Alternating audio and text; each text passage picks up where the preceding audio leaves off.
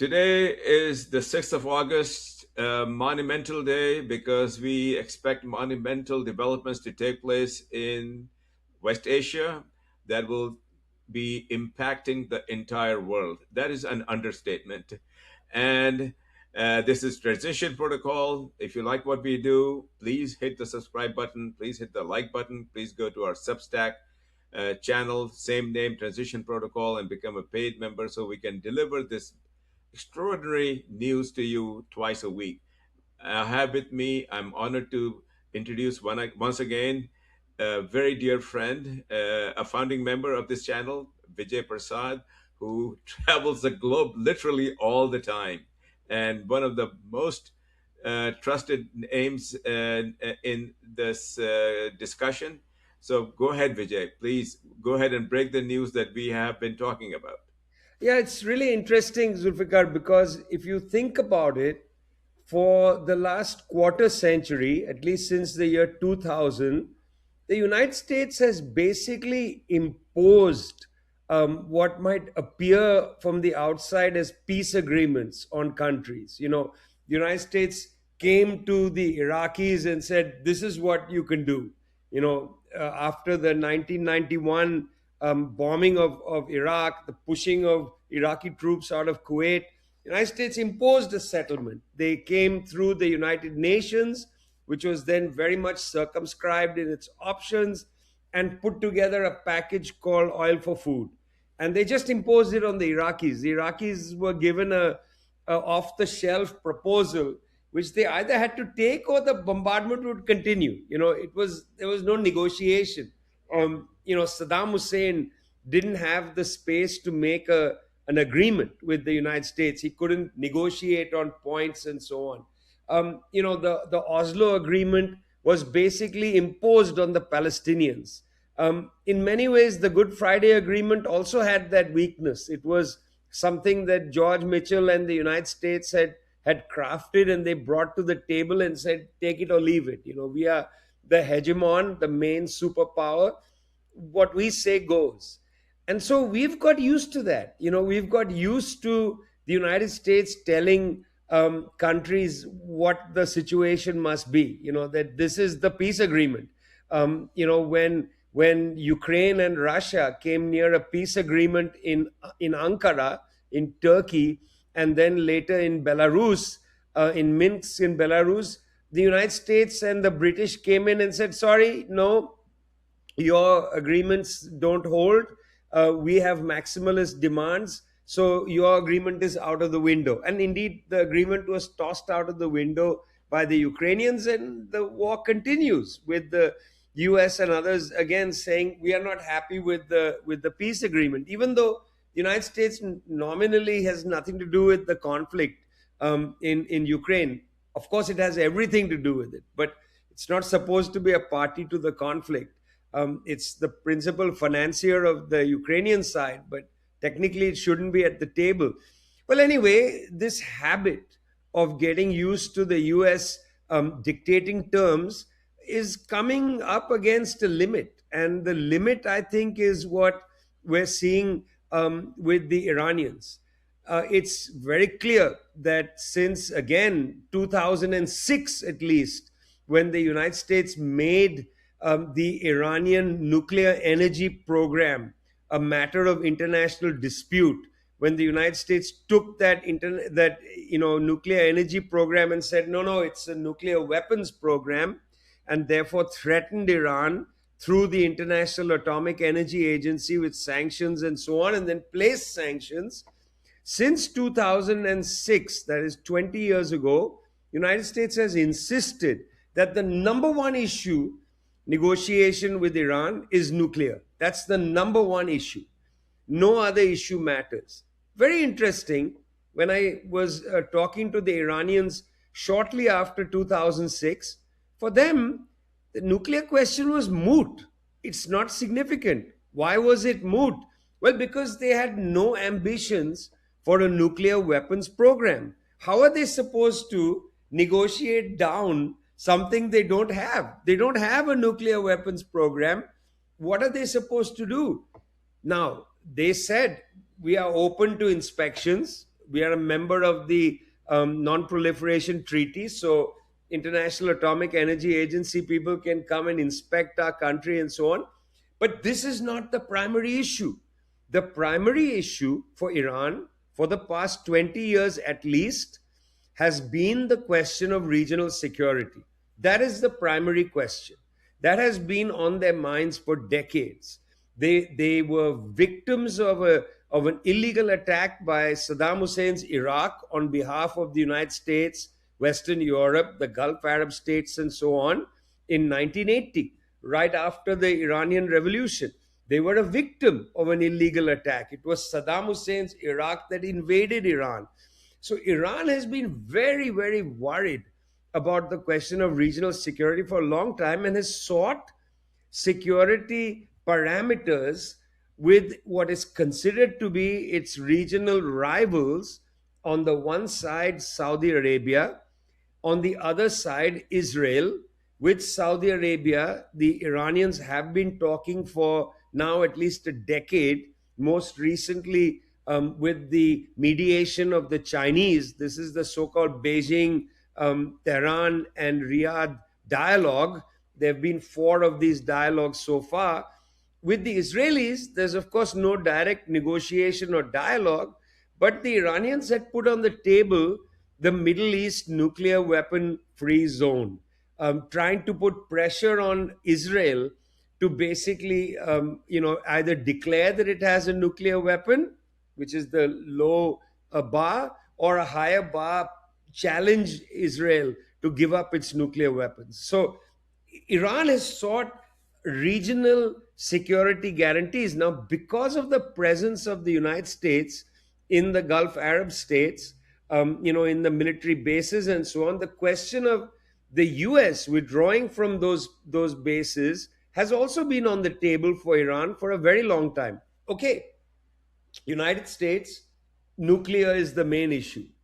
For Iran, regional security is the principal issue. Until recently, the US has insisted that until the nuclear energy question or nuclear weapons question is dealt with, nothing else is on the table. That was the US insistence. The Iranians have turned the tables on that. And they have said the principal issue is not nuclear weapons. That's a moot question. The principal issue is regional security. And for regional security to be an issue, they have used the great leverage that they have, which is threefold. Number one, restricting traffic through the Strait of Hormuz, very important.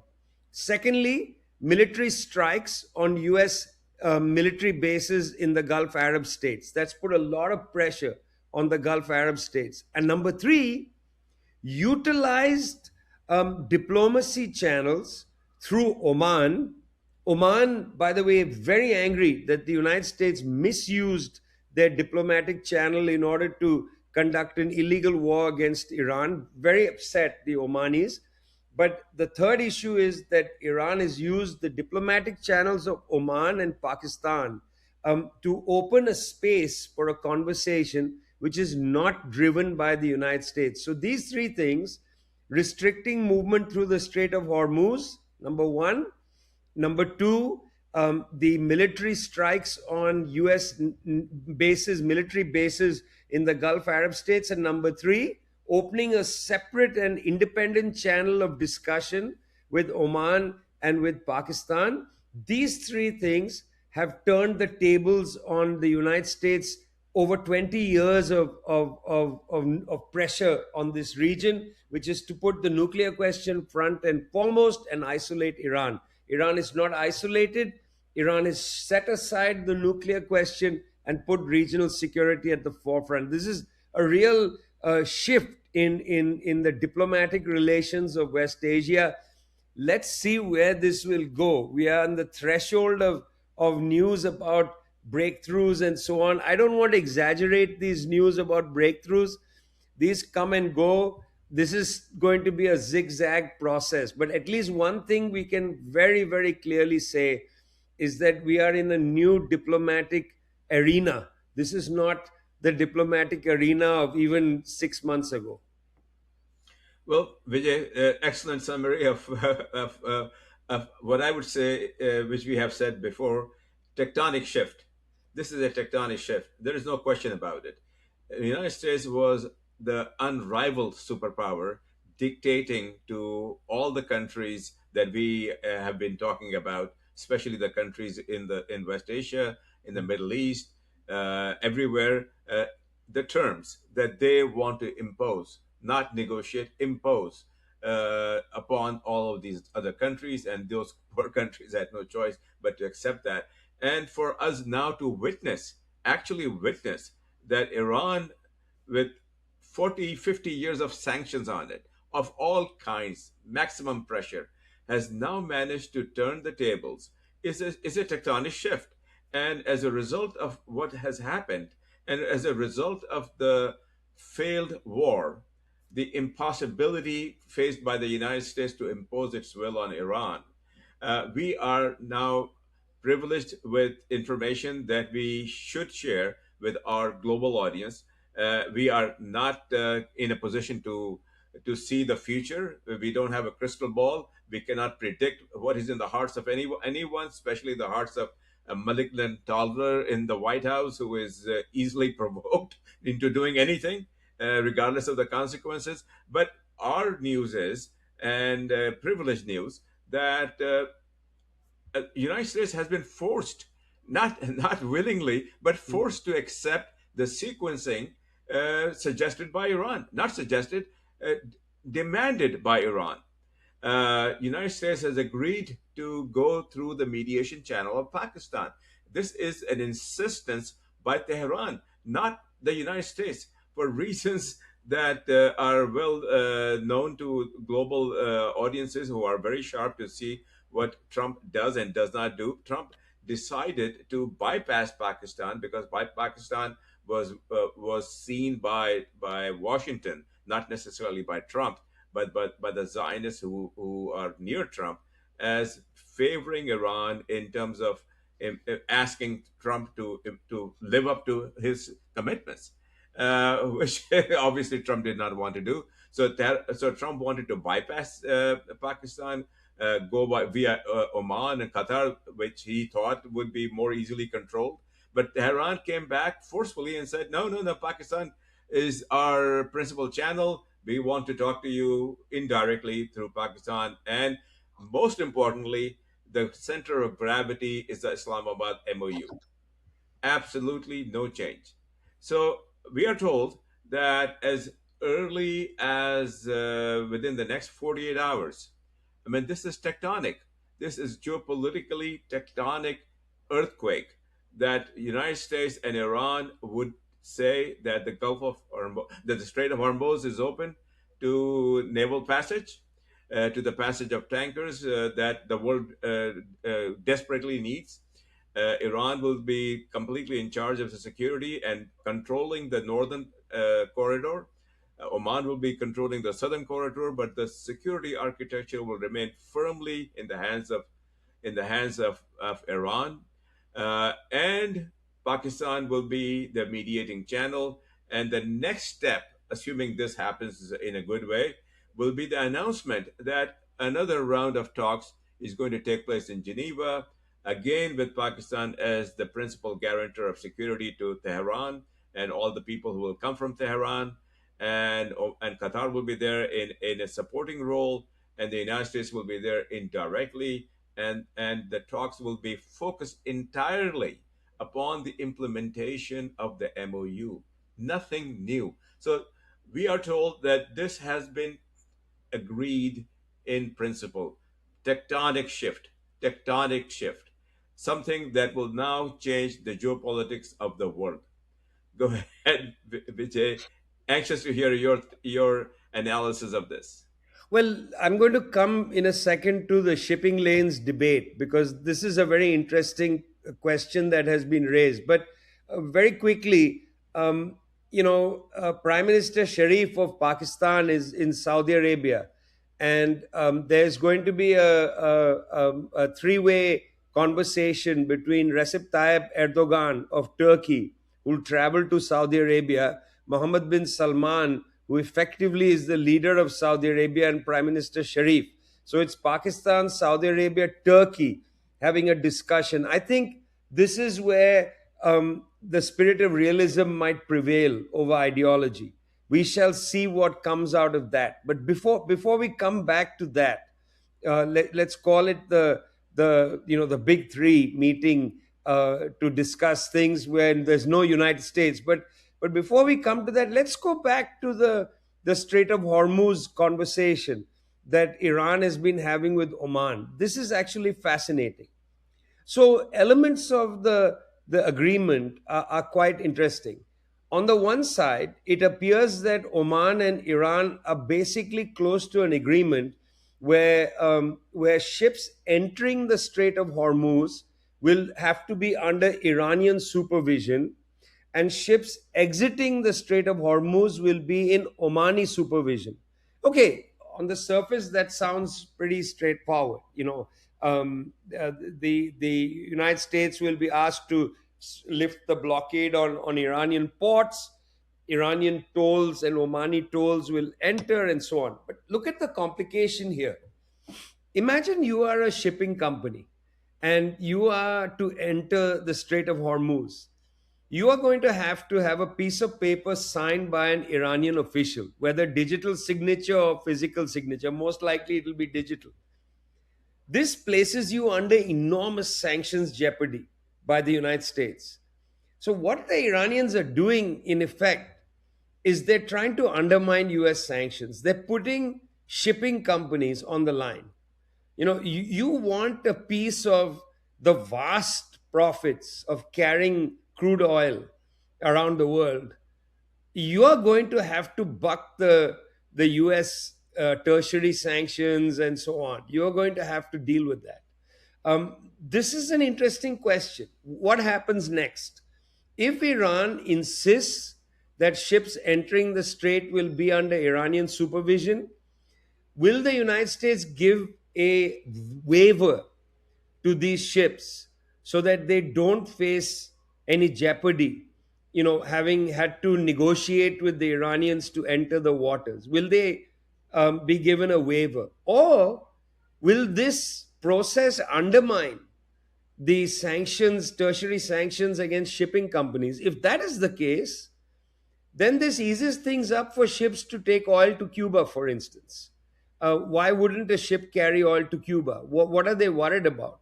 See, right now, ships are not violating the sanctions, most shipping companies, not because they necessarily, are afraid of the United States or anything, but they can't get insurance. Insurance carriers won't insure these ships. And, you're not going to take such an enormously lucrative cargo onto the high seas without insurance. So insurance is a big problem. And this is going to start putting pressure on insurance companies. Will they neglect to insure ships that are, a huge part of their business is insuring oil tankers? What happens to these oil tankers that go through the Strait of Hormuz if indeed the Iranian end of the bargain is upheld? So, look, there are lots of apple carts that are waiting to be overturned. There are lots of apple carts. And I'm interested in this particular one because it's not a trivial matter. This question of Iranian supervision of ships entering the Strait of Hormuz. On the one side, we had heard, well, there may be a tariff paid. People didn't think this through. If you're going to pay a tariff to the Iranian government, does that not also bring you under some jeopardy for tertiary sanctions and so on? At what point do the sanctions start getting wavered? How many waivers can the US provide? At some point, you start providing all these waivers, the whole policy falls apart. That's what I'm coming to. Is that maybe here the Iranians, perhaps they know what they're doing, maybe they don't know what they're doing, are actually threatening the entire architecture of the tertiary sanctions that the United States has been wielding, in a special sense, wielding against shipping companies and more the greatest cowards of them all, which is the insurance firms, which don't want to get involved with any jurisdictional claims by the United States.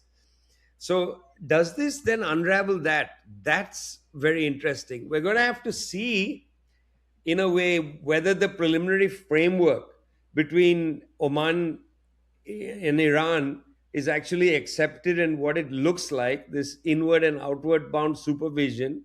Don't know what it'll be exactly like. The plan has not been published. But certainly, Tehran has said that the strait is not going to return to its pre war status as an unrestricted international waterway. That's not going to happen. They want recognition, formal recognition of Iran's management over the strait. And if that is the case, well, then we come into this issue of tertiary sanctions and so on. Yeah, so that, to my mind, Zulfikar, is very interesting. Well, Yeah. I'm sorry, didn't mean to interrupt you. Please go ahead. No, no. I just wanted to say this is going to pose a challenge for the, as they say, the small brain of Marco Rubio. Well, I have something more to add to Marco Rubio's worries. I am aware because of my relationship to the people in the room, so to speak, that greatly uncovered by the Western press was a visit a couple of days ago by a high-ranking minister of the Iranian leadership, minister of trade, I believe. I had all the details, but I don't have them right at my fingertips right now, along with the delegation, including their financial people, visited Islamabad, visited with all the key members of Pakistani leadership, including emphatically saying this, Asim Munir. Now, Asim Munir obviously is a military leader. He is not part of the civilian government, but Iran understands that in order for it to forge the kind of relationship that it wants to have with Pakistan as a central pivot to what it does with the rest of the world, it has to have the military backing. So this delegation was in Islamabad for the last 3 days, had many meetings, and an understanding was reached on the implementation of this exact architecture that you have been talking about and that you have been emphasizing as the key central uh, piece of understanding between Iran and the United States, that Iran is the undisputed security provider to the Strait of Hormuz, without a doubt.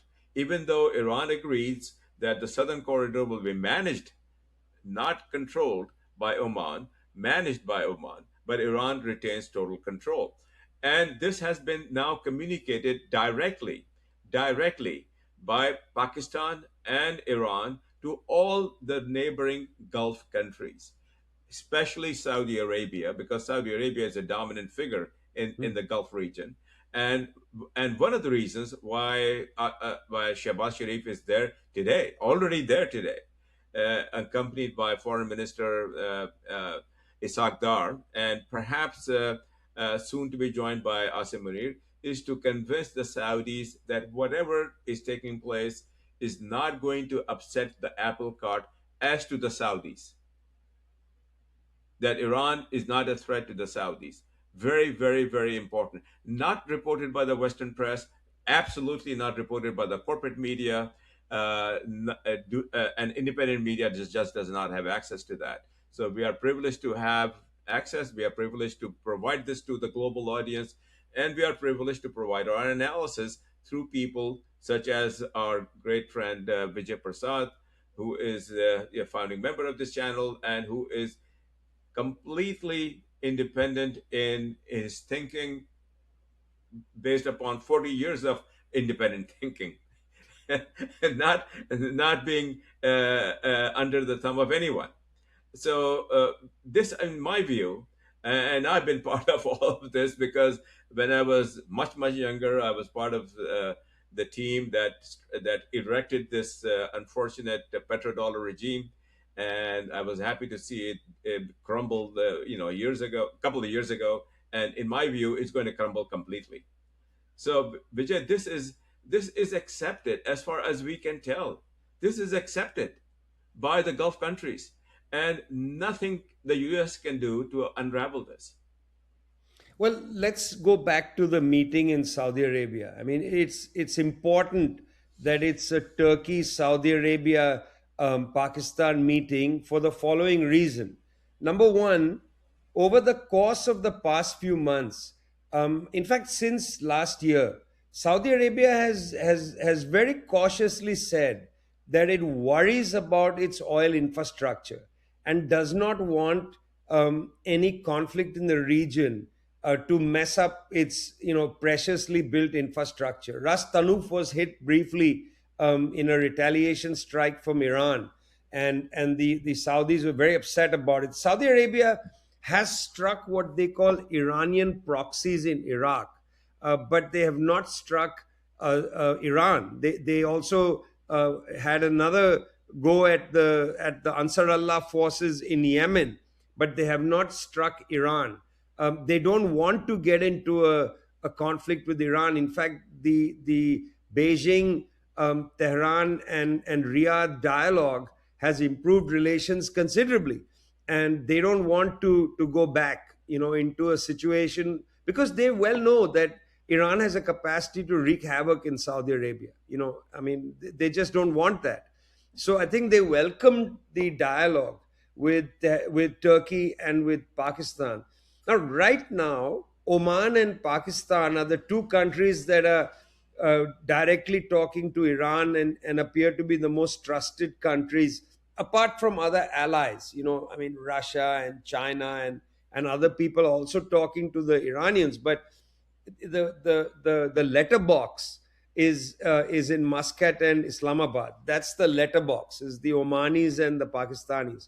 But there may be a second diplomatic window opening, and that could be through Turkey. And in a sense, the role of Recep Tayyip Erdogan in this particular dialogue is important.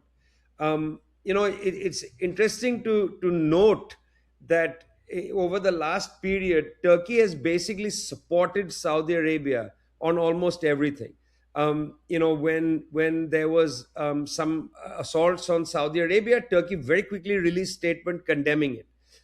Turkey has been very much behind Saudi Arabia's war in Yemen, and so on and so forth. Gone are the disagreements between Turkey and Qatar on one side and Saudi Arabia on the other. You'll remember that about a decade ago, Saudi Arabia went on the rampage to discipline Qatar. In a sense, it was disciplining the Muslim Brotherhood states in the region of Turkey and Qatar, who had involved themselves in Syria against Saudi interests.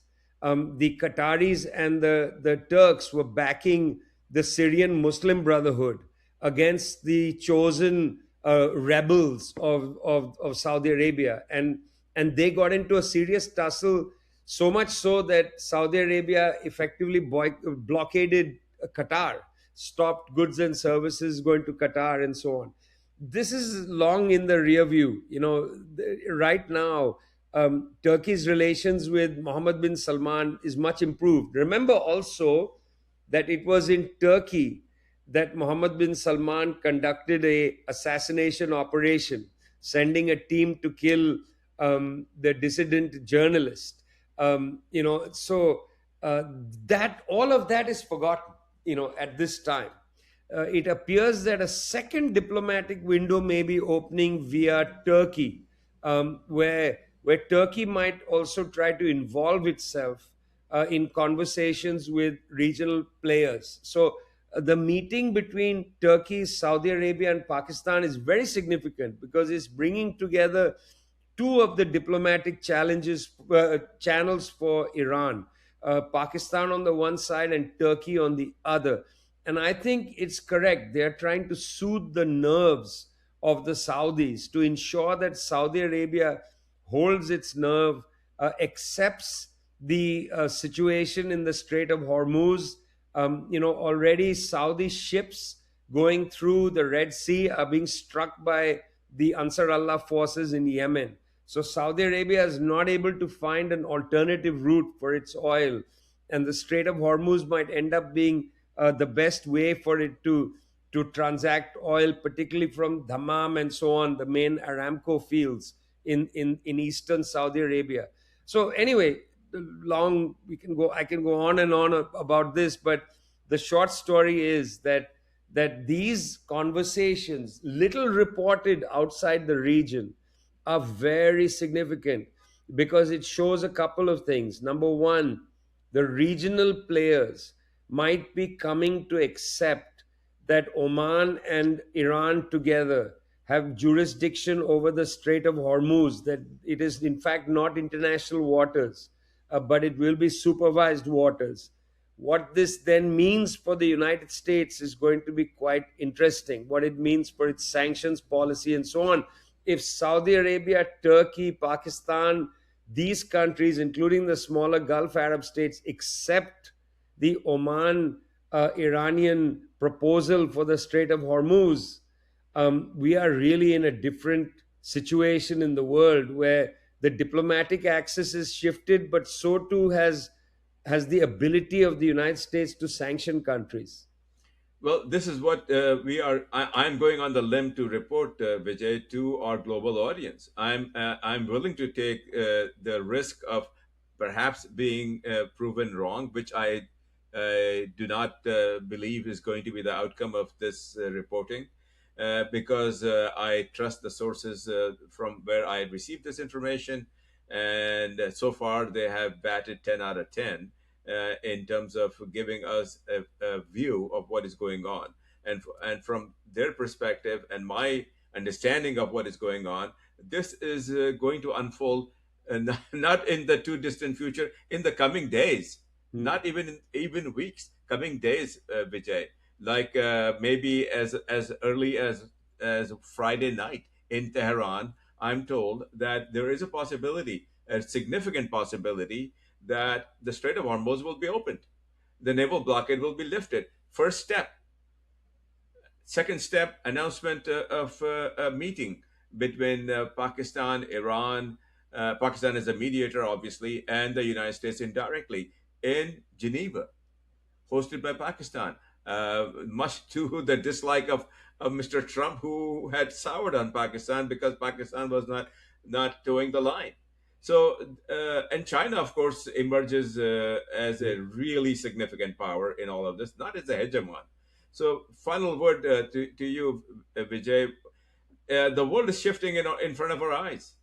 The world is shifting, but I also want to say that we have to be sensitive to a lot of problems being faced inside Iran. I mean, Masoud Pezeshkian gave a very good address on August 5th within Iran. It was televised, where he said that that Iran has survived because the population and the institutions remain united.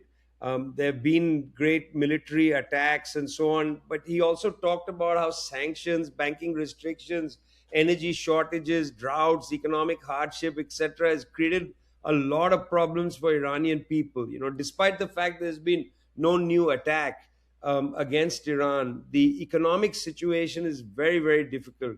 And I was interested You to froze, see. Vijay. Something happened to your internet. Oh, I'm sorry about that.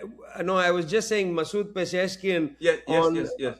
on the 5th of August gave a very good speech, which was, in a sense, when you watch the televised speech, it's guarded confidence. On the one side, that the institutions and people of Iran were together. On the other side, the economic vulnerabilities are pretty serious. I mean, Iran has faced a great attack. Iran's economy is struggling to keep up with the demands that will come from rebuilding, from the people's needs and so on. Where will external help come from? I mean, I have a feeling that Sayed Ali Madanizadeh, the finance minister, is going to really have his work cut out for him to figure out how to balance all these things. So Iran is not in some paradisical situation now. It's in really a tough place. It's going to have to rely very much on its neighbors, Iraq, Pakistan, China, Russia, and so on, for rebuilding. I mean, that's going to be hard. I don't know if in the final package the United States will acknowledge and accept culpability and therefore pay for any reconstruction. I don't think that Mr. Trump will allow that. I think at most they may accept the Strait of Hormuz plan, but I don't think they'll accept culpability for the illegal war. And so I think that really it's going to be on the neighbors of Iran that will be have to be very active in helping rebuild. People are suffering in Iran, and we have to be cognizant of that, and we have to ensure that neighboring countries are aware of it and are ready to step up to help Iran rebuild. Well, in that context, I think it is important for me to state to our audience that presently there are plans for Mr. Galibaf, the Speaker of the Parliament, to attend the Independence Day celebrations. I mean, that is a diplomatic cover in Islamabad, but of course, that is just a diplomatic cover. From what I understand, he is scheduled to have direct talks with all the Pakistani leadership, Shehbaz Sharif, the entire cabinet, particularly Foreign Minister and Deputy Prime Minister Ishaq Dar, the Finance Minister, as well as Asim Munir. He's going to be speaking with all of them, having detailed conversations. This is the plan. It has not been announced yet, but everybody in Pakistan that I speak with, who are the leadership, say that this is what they expect to happen. If that happens, that is now the second step that is being laid on the ground after the most recent delegation that just left Islamabad 2 days ago. And there is no doubt from everything that I see that Pakistan and Iran are building a relationship that is closer than what they have had in the last 50 years. Of course, all backed by China, patrons of both Pakistan and Iran. So this really changes the geopolitical landscape.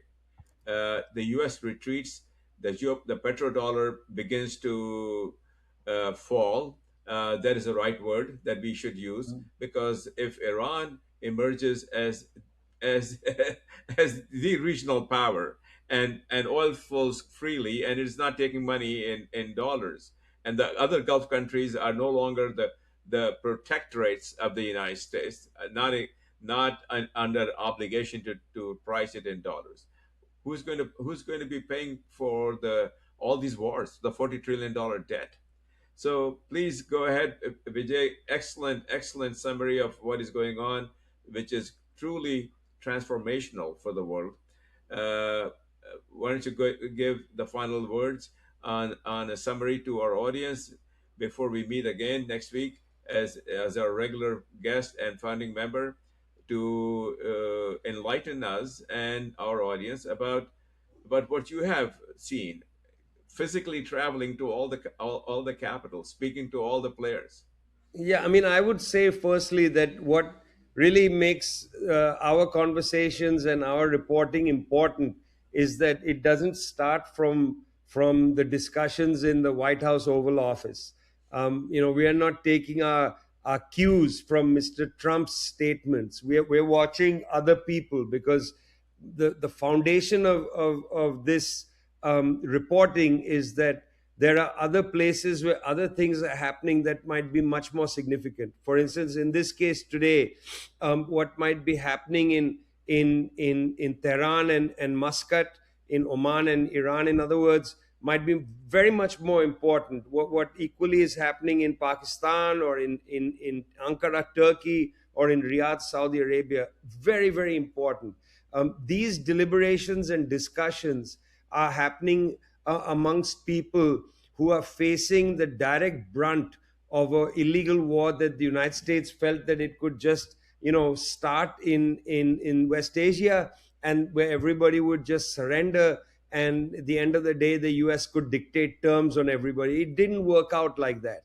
not the major protagonist, which was Iran, which was attacked by the United States and Israel, refused to surrender, wouldn't accept the US terms, and has therefore turned the apple cart over.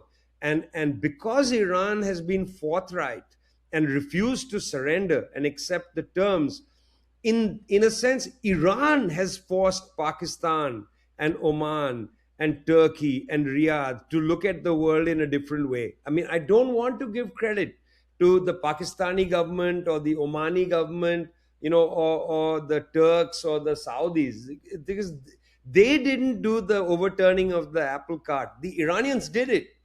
Now they are there picking up the apples and looking at it Excellent way and to put it. thinking, yeah, and they are there. It's no doubt that they are there, Zulfikar. But they Yes, didn't lead this. This was yes, led yes. by the Iranians. And you got to give credit where credit due. Got to give Absolutely credit where second credit that. due. Yeah. Absolutely, absolutely. I second that statement. No question about it that Iran has led the way. Iran has paid the price, but Iran has also shown the way to everyone. Not just people in that region, but to everybody. Do you not think that people all over the world have taken notice that the United States, it has been humiliated? We have not used that word yet in our conversation, but that is the right word to use. Mr. Trump Yeah, I has mean, been humiliated. I've been in Sri Lanka, I've been in Indonesia, I've been traveling in a number of countries in Asia, and everywhere I've gone, people are extremely interested in what Iran has been able to do. And they all see it directly, which is that Iran is dictating the terms of the near future in West Asia. And that's remarkable. I don't think most people in governments, in social movements, intellectuals, think tanks, etc., most people see this with clarity. The United States is not able to dictate the terms of the future. That is happening from another angle, and that is very new for all of us. Let's admit it. We have not seen this in decades, where another party has dictated the terms. Even in the situation of Afghanistan, when the Taliban said, you got to get out now, or when the Iraqi parliament said, no, we won't give the United States troops, immunity from prosecution, and so Obama had to withdraw U.S. troops. Even in those cases, Iraq and Afghanistan weren't dictating the terms. They didn't dictate the terms. Afghanistan just raised the cost of the United States continuing in Afghanistan. The Iraqis raised the cost of the US continuing in Iraq. In this case, the Iranians are dictating the terms of the settlement. This is a very different situation. We haven't seen it before. And nobody in places like Sri Lanka, Indonesia, and so on, nobody is deluded about this. This is absolutely tectonic, absolutely phenomenally changing the world in a way that we have not seen in our generation. I mean, in our generation, post World War II, we just saw the US being the hegemon, the US being the superpower, the US saying, you can do this, you can do that. And obviously, much to the detriment of the people at the other end. So, with that note, I will say to our global audience, please hit the like and subscribe button. Go to our Substack channel, become a paid member so we can deliver all of this fascinating, earth shaking news inside your mailbox twice a week now, and bring you honored guests who know the facts on the ground, have been reporting honestly, truthfully for the last 30, 40 years, like Vijay Prashad, our founding member. So thank you very much. We shall see you again. And Vijay will be back next week on his regular schedule. Vijay, any final words? Well, it's great to be with you, and I'm looking forward to next week. Every day is somehow a decade. So, see you in Yes. about 60 years. Thank you, Vijay. Thank you very much. That is the way it has been going on. Thank you. Thanks.